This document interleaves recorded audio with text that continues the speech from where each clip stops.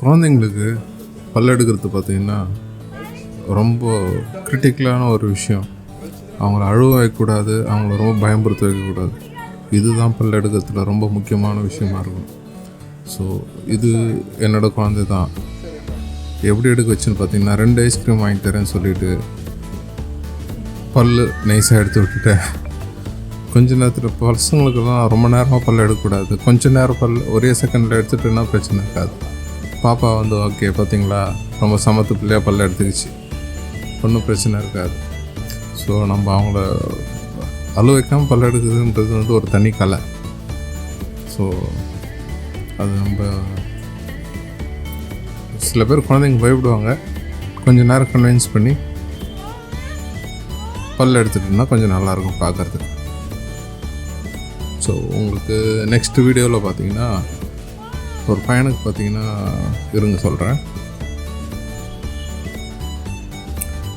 பாப்பா கிட்ட பல்லு காமிக்கிறது பார்த்தீங்கன்னா ஓகே, பல்லெல்லாம் ஓகேவாக இருக்கான். அவங்க வந்து ரொம்ப சாட்டிஸ்ஃபைடு. ஸோ இந்த பையனுக்கு பார்த்தீங்கன்னா வச்சுக்கோங்களேன், இருங்க க்ளோஸ்அப்பில் வந்து கொஞ்சம் நல்லா தெரியும் எப்படி இருக்குது அவரோட பல்லு அப்படின்ட்டு. சில பேரண்ட்ஸ் பார்த்திங்கன்னா குழந்தைங்கள கவனிக்காமையே விட்டுடுவாங்க. அவங்க பல்ல பார்த்திங்களா எவ்வளோ பெரிய ஸ்டெயின்ஸ் இருக்குது. அது நீங்கள் பார்த்தீங்கன்னா பல்லு ப்ரஷ்ஷில் சுத்தம் பண்ணாலும் போகாது, என்ன பேஸ்ட்டு போட்டாலும் போகாது. ஒரே சொல்யூஷன் மிஷினில் க்ளீன் பண்ணுறது தான். அல்ட்ராசவுண்ட் ஸ்கேலிங்கில் பண்ணால் மட்டும்தான் அது வந்து க்ளீன் ஆகும். ஸோ இந்த பையனுக்குமே நம்ம வந்து கொஞ்சம் கன்வின்ஸ் பண்ணி தான் வந்து பண்ண வேண்டியதாக இருந்துச்சு. ஏன்னா மிஷின் எடுத்தோடனே பசங்களாம் பயந்துருவாங்க. இப்போ பாருங்கள் எவ்வளோ க்ளீனாக வந்து அழுக்கெல்லாம் போகுதுன்னு நீங்களே பார்க்கலாம். ஸோ இந்த வீடியோ ஃபுல்லாமே வந்து அந்த பையனுக்கு எப்படி பல்லு சுத்தமாகுதுன்றது மட்டும்தான் இருக்கும். ஸோ இது 2 வீடியோ மட்டும்தான். ஸோ பேரண்ட்ஸ் வந்து இது மாதிரி அழுக்கு இருந்ததுன்னா கன்ஃபார்மாக டென்டிஸ்ட்டை கூட்டிகிட்டு போய் பார்க்க சொல்லுங்கள். அவங்க தான் க்ளீன் பண்ண முடியும். நம்மளே வந்து அவங்களே சொல்லிவிடுவாங்க, இது வாழைக்காய் கடிச்சிது, தேங்காய் கடிச்சிது, அது கடிச்சிது, ஏதோ ஒன்று சொல்லி அவங்க அப்படியே விட்டுடுவாங்க. நம்ம க்ளீன் பண்ணி விட்டுறது டென்டிஸ்டோட கடமை. ஸோ க்ளீன் பண்ணிகிட்ருக்கோம்.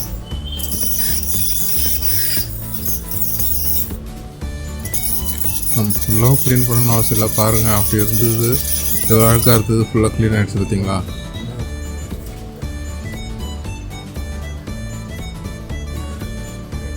கீழே கூட பார்த்திங்கன்னா பாருங்கள் எவ்வளோ ஃபுல்லாக எல்லோ கலராக இருக்குது. இந்த சின்ன வயசுலேயே இதை போல் வச்சுட்டுதுன்னு வச்சுக்கோங்களேன், கிட்டத்தட்ட வந்து ஒரு 20 இயர்ஸ் இல்லை ஒரு 25 இயர்ஸ்க்குள்ளே பார்த்திங்கன்னா ஈரெல்லாம் போயிடும், பல்ல ஆட ஆரம்பிச்சிடும். ஸோ அவங்களுக்கு தெரியாது பிரச்சனை அழுக்கு வந்து ஈருக்குள்ளே சேர்ந்துருச்சு அப்படின்றது அவங்களுக்கு தெரியாது. கேட்டால் சின்ன வயசுலேயே பல்ல ஆடுது அப்படின்றவங்க. ஸோ நம்ம பல்ல நம்ம காப்பாற்றிக்கிறது ரொம்ப பெரிய விஷயம். க்ளீனாக எப்போவுமே வச்சுக்கணும், அதுதான் முக்கியம். அப்படி இல்லைன்னா 6 மந்த் ஒரு வாட்டி வந்து டென்டிஸ்ட்டை பார்த்து க்ளீன் பண்ணிக்கிறது நல்லாயிருக்கும். அப்படி பண்ணிக்கிட்டிங்கன்னா நம்ம ஈரையும் ஹெல்த்தியாக பார்த்துக்கலாம், பல்லையும் நம்ம ஹெல்த்தியாக வச்சுக்கலாம்.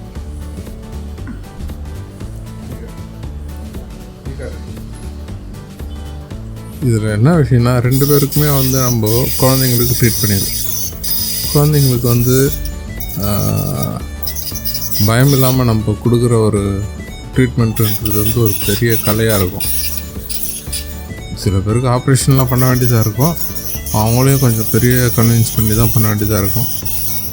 இப்போதைக்கு இது 2 தான் என்கிட்ட இருந்தது.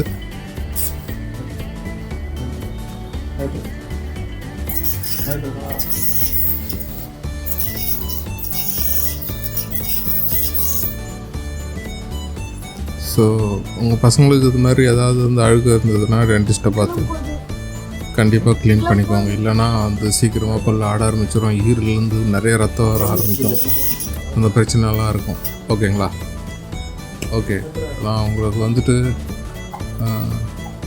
நான் ஆப்ரேஷன் பண்ணுறதெல்லாம் போடலாம் தான் பார்க்குறேன். பட் ஆனால் வந்து பார்த்திங்கன்னா இது யூடியூப்பில் ப்ளட்டோ இல்லை எது பல்லு எது காமிச்சாலுமே வந்து மானிட்டைசேஷனே கொடுக்க மாட்டேங்கிறாங்க. எதுக்கு தான் வந்து அந்த வீடியோ எடுக்கிறோமேன்றதே தோணுது. ஸோ யூடியூப்பில் சும்மா இப்படி தான் பொம்மை மாதிரி காமிச்சிட்டு இருக்க முடியும். நிஜமான ஆப்ரேஷன்லாம் காமிச்சோன்னா அவங்க மானிட்டேஷன் கொஞ்சம் கூட கொடுக்க மாட்டேங்கிறாங்க. ஓகே, உங்கள் பசங்களை பத்திரமா பார்த்துக்குங்க. இதுமாதிரி அழுக்கு வராமல் பார்த்துக்கோங்க. சில பல் எல்லா பல்லுமே தானாக விழுந்துடாது, நம்மளா தேடி கண்டுபிடிச்சி தான் பல் எடுக்கணும். ஸோ பேரண்ட்ஸ் நீங்கள் தான் வந்து அவேர்னஸாக இருக்கணும். தேங்க்யூ.